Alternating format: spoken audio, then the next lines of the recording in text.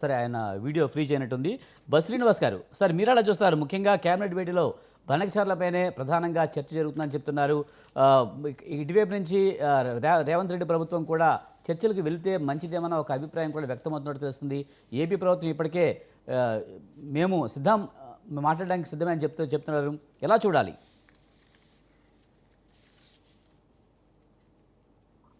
మొట్టమొదట స్వతంత్ర వీక్షకులకు, మీకు అక్కడ ఉన్నటువంటి మిత్రులందరూ కూడా నమస్తే.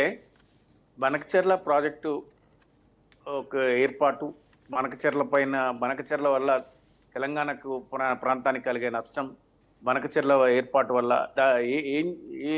ఏ విధమైనటువంటి నిర్ణయాలు జరగాలి విభజన చట్టం ప్రకారం కానీ. కాబట్టి బనకచెర్ల ఏర్పాటు సందర్భంగా తెలంగాణ రాష్ట్రం పక్షాన మొట్టమొదట అభ్యంతరాలు లేవనెత్తి ఒక పవర్ పాయింట్ ప్రజెంటేషన్ ఇచ్చింది హరీష్ రావు గారు.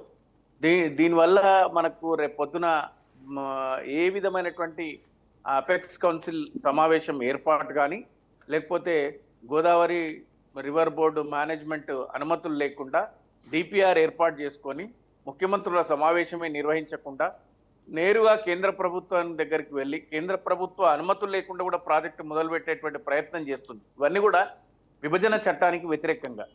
విభజన చట్టం ప్రకారం రెండు తెలుగు రాష్ట్రాలలో ఎవరు ఏ ప్రాజెక్టు మొదలుపెట్టినా కూడా ఆ ప్రాజెక్టుకు సంబంధించి అన్ని అనుమతులు తీసుకొని ముందుకెళ్లాల్సినటువంటి అవసరం ఉంది. వాళ్ళు గోదావరి పైన బనకచెర్ల, పోలవరం నుంచి వచ్చే నీళ్లను బనకచెర్ల ద్వారా ప్రకాశము, నెల్లూరు, అదే రాయలసీమకు తీసుకెళ్లేటువంటి ప్రయత్నం చేస్తున్నట్టు అది 240 నుంచి 400 టీఎంసీల వరకు తీసుకెళ్లేటువంటి ప్రయత్నాలు చేయడానికి ఎవరికి ఆక్షేపణీయం లేదు. కానీ ఒక పద్ధతి ప్రకారం లేకుండా వెళ్ళడాన్నే అందరూ కూడా వ్యతిరేకిస్తున్నారు.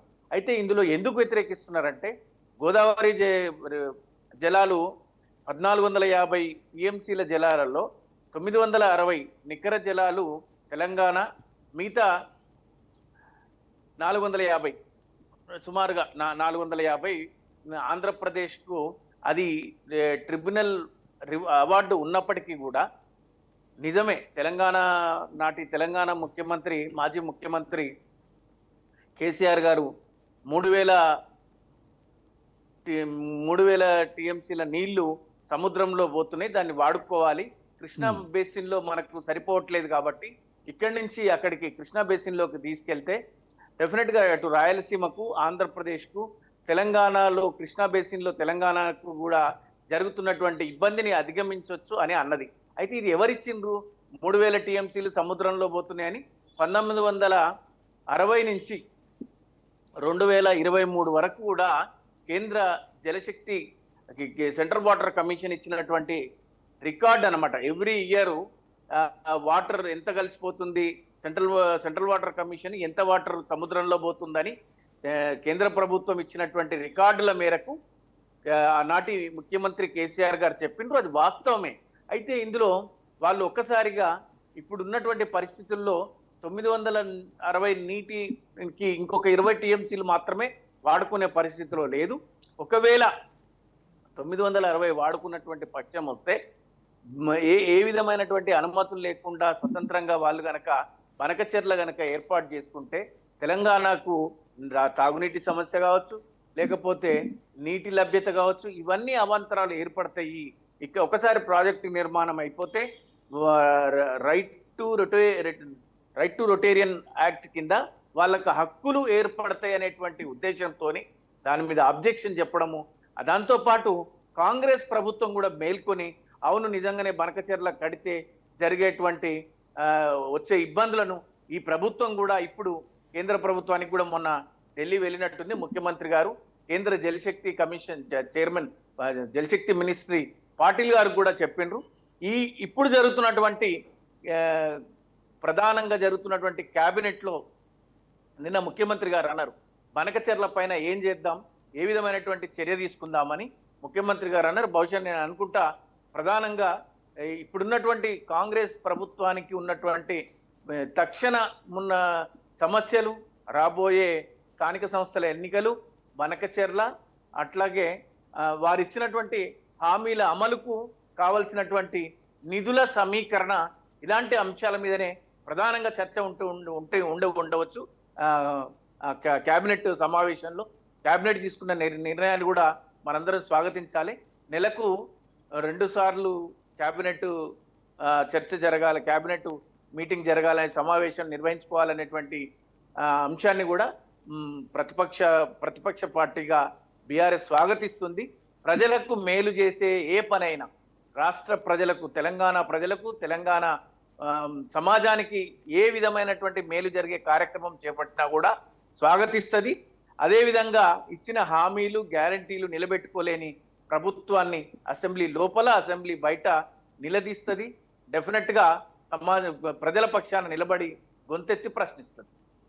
రైట్. బస్ శ్రీనివాస్ గారు, ఏదేమైనా సరే బనకచర్ల విషయంలో ఇప్పుడు కేబినెట్ భేటీ తర్వాత ఒకవేళ ఏపీ ప్రభుత్వంతో చర్చలకు వెళితే బీఆర్ఎస్ వ్యతిరేకిస్తుందా లేకపోతే ఆహ్వానిస్తుందా? దానికి సంబంధించి బీఆర్ఎస్ డెఫినెట్ గా విజయ్ గారు బీఆర్ఎస్ పార్టీ బీఆర్ఎస్ పార్టీ కాదు, యావత్ తెలంగాణ సమాజము, అందులో బీఆర్ఎస్ పార్టీ కూడా ముఖ్యమంత్రులు కూర్చొని మాట్లాడుకొని మనకు రావాల్సినటువంటి 3000 టీఎంసీలో ఏదైతే మనకు 960 ఏ విధంగా అయితే మనకు ట్రిబ్యునల్ అవార్డు ఉందో, అదే విధంగా మనకు సుమారుగా 1950 టీఎంసీల నీరు గనక మనకిష్టమనేటువంటి అధికారిక హామీ గనక మనకు లభించినట్లయితే 3000 టీఎంసీలలో 1950 టీఎంసీల హామీ మనకు లభించినట్లయితే ముఖ్యమంత్రులు కూర్చొని మాట్లాడి అధికారికంగా ఈనాటి కూటమి ఆంధ్రప్రదేశ్ ప్రభుత్వం తెలంగాణకు హామీ ఇవ్వాల్సిన అవసరం ఉంది.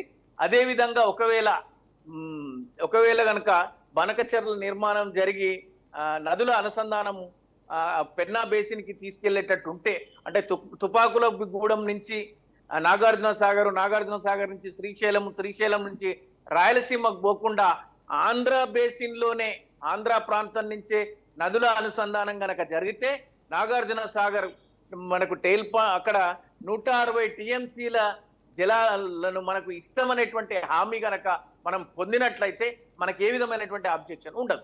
కాబట్టి రేపు జరగబోయేటువంటి ముఖ్యమంత్రుల సమావేశంలో 2 హామీలు మనకు లభించాలి. ఒకటి, సముద్రంలో కలిసేటువంటి జలాలలో 1950 టీఎంసీలు మనం ఎప్పుడు కూడా వాడుకునే విధంగా, దాంతో పాటు నదుల అనుసంధానం జరిగితే కృష్ణా బేసిన్ లో 160 టీఎంసీలు కూడా తెలంగాణకి ఇచ్చే విధంగా వాళ్ళు ఒప్పుకోవాల్సినటువంటి అవసరం ఉంది. ఎందుకంటే ఇప్పటికే 10 సంవత్సరాల నుంచి 299 టీఎంసీలకే పరిమితమయ్యి కనీసం 50-50 నిష్పత్తిలో లేకుండా 60-40 నిష్పత్తిలో మనం కొనసాగుతున్నటువంటి పరిస్థితి ఉంది. కృష్ణా బేసిన్ లో రేపొద్దున మనకు ఆ ఇబ్బందులు లేకుండా ఆంధ్రప్రదేశ్ ప్రభుత్వం, ఈనాటి కూటమి ప్రభుత్వం అధికారికంగా హామీలు, రాతపూర్వకమైనటువంటి, లిఖితపూర్వకమైనటువంటి హామీలు ఇచ్చి కేంద్ర ప్రభుత్వ సమక్షంలో అపెక్స్ కౌన్సిల్ సమావేశం ఏర్పాటు చేసి తెలంగాణకు ఈ హామీ గనక ఇచ్చినట్లయితే ఖచ్చితంగా మనకు ఏ విధమైనటువంటి ఆక్షేపణ ఉండదు. రైట్. జయరాం గారు, ఏదే